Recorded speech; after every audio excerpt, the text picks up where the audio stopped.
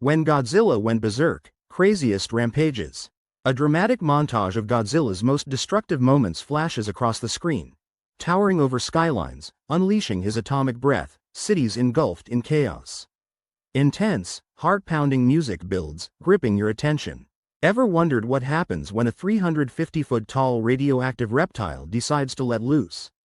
From obliterating entire cities to facing off against other colossal creatures, Godzilla's rampages are the stuff of legend.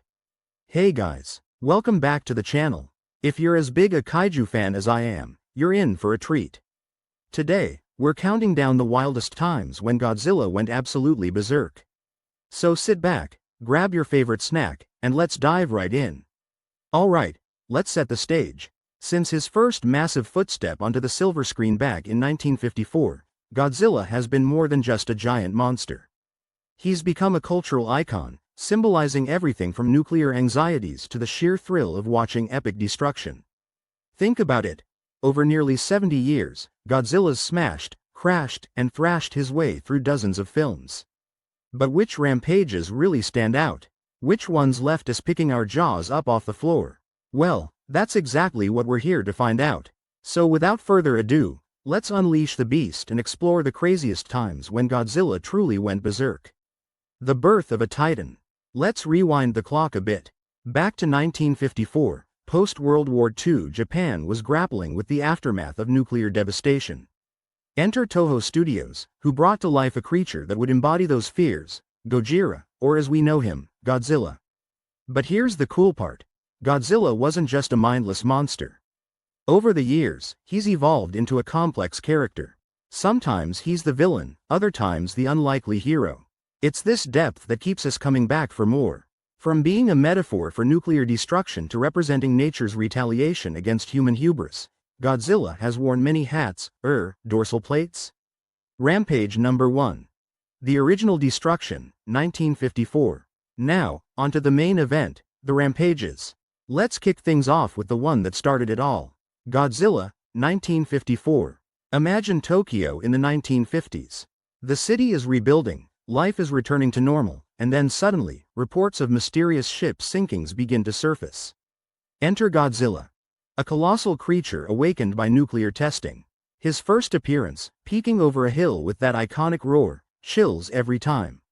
And who could forget the unforgettable train scene?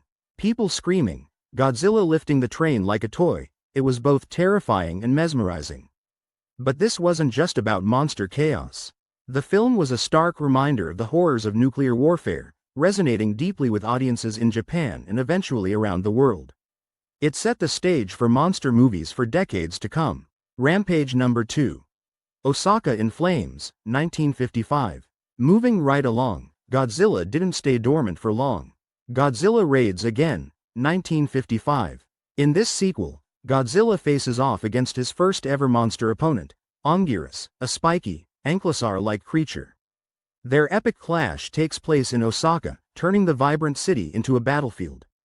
Picture two massive beasts throwing down in the middle of the city. Buildings crumble like sandcastles, fires rage, and the citizens are caught in the crossfire.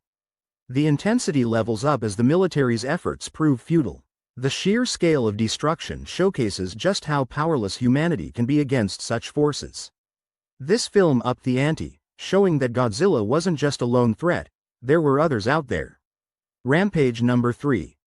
Tokyo Torn Apart, 1984. Jumping ahead a few decades, it's time to revisit the king in a new era. The Return of Godzilla, 1984. After nearly a 10-year hiatus, Godzilla returned to the big screen, ushering in the Heisei era of films. But this wasn't the hero Godzilla some had grown accustomed to. No sir, this was a throwback to the original, malevolent force of nature. Tokyo finds itself under siege once again, but this time the stakes are higher. With enhanced special effects, the destruction feels more visceral. The film taps into the Cold War tensions of the time, playing on fears of nuclear annihilation. Governments bicker, and there's even a subplot involving the Soviets and Americans debating nuclear options. It's a thrilling ride that reminds us why Godzilla remains relevant across generations. Rampage number 4. Battle in Kyoto, 1991. Things are about to get wibbly-wobbly, timey-wimey. Godzilla vs. King Ghidorah, 1991. So, here's the scoop. Visitors from the future come back to warn Japan about Godzilla's impending destruction. Their solution? Go back to the 1940s to prevent Godzilla's creation. But plot twist. They're actually villains who replace Godzilla with King Ghidorah, a three-headed golden dragon that's even worse. Fast forward, or backward? Anyway, we end up with an even more powerful Godzilla and the epic showdown in Kyoto. The battle sequences are top-notch. Watching Godzilla and King Ghidorah duke it out amidst the historic temples and shrines of Kyoto adds a layer of gravity to the destruction. It's a roller coaster of a film that blends sci-fi with kaiju action in the best way possible. Rampage number 5. Global destruction in Final Wars, 2004. Hold onto your seats, because this one's a wild ride. Godzilla. Final Wars, 2004. To celebrate Godzilla's 50th anniversary, the filmmakers went all out. Think of it as the ultimate monster mash. In this film, Earth is invaded by the Zillions, extraterrestrial beings who unleash a horde of kaiju upon the planet. Godzilla faces off against classics like Rodan, Anguirus, and even the 1998 Hollywood Godzilla, Burn. The battles span across the globe, from the snowy landscapes of Antarctica to the bustling streets of Shanghai. The sheer scale and pace of the film are insane. It's like watching a live-action anime with giant monsters, over the top and utterly entertaining. If you love action-packed sequences and non-stop monster brawls, Final Wars is your jam. Rampage number 6. The Meltdown, 1995. Time to get a bit somber. Godzilla vs. Destoroyah, 1995. In this installment, Godzilla's heart is a ticking time bomb. Due to a nuclear overload, he's on the verge of a catastrophic meltdown. Destoroyah, born from the same weapon that killed the original Godzilla, emerges as the antagonist. Talk about poetic justice. Godzilla's glowing red appearance adds to the urgency and gravity of the situation. The potential consequences? If Godzilla melts down, the resulting explosion could destroy the planet. Add to that the emotional subplot of Godzilla Jr.'s death, and you've got a film that's as heartbreaking as it is thrilling. It's a powerful send-off for the Heisei-era Godzilla, leaving a lasting impact on fans. Rampage number 7. Shin Godzilla's Awakening, 2016. Now for a fresh take that shook things up. Shin Godzilla, 2016. Directed by Hideaki Anno, Shin Godzilla presents a new origin story. Godzilla starts as an almost amphibian creature, rapidly evolving and becoming more horrific with each form. The film is a sharp satire on governmental red tape. As Godzilla wreaks havoc, officials are bogged down by meetings, protocols, and indecision. The destruction scenes are intense. There's one particularly haunting moment where Godzilla unleashes his atomic breath, leveling entire districts in seconds. Shin Godzilla holds up a mirror to society, making it more than just a monster movie. Rampage number 8. San Francisco Under Siege, 2014. Back to Hollywood's take on our favorite kaiju. Godzilla, 2014. Directed by Gareth Edwards, this film brings Godzilla back to Western audiences in a big way. The MUTOs are causing chaos, and Godzilla emerges, seemingly to restore balance. The San Francisco battle is breathtaking.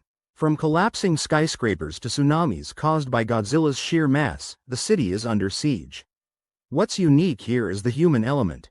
We see the events unfold through the eyes of soldiers and civilians, adding a grounded perspective. And that moment when Godzilla finally unleashes his atomic breath on the MUTO? Goosebumps every time. Rampage number 9. Battle for Hong Kong, 2021. Last but definitely not least. Godzilla vs. Kong, 2021. The matchup we've all been waiting for, Godzilla vs. King Kong. Hong Kong becomes the ultimate battleground, and the city's neon skyline adds a vibrant backdrop to the chaos. The fight choreography is top-notch. You feel every punch, every roar, every building that crumbles. And just when you think it's over, Mechagodzilla enters the mix.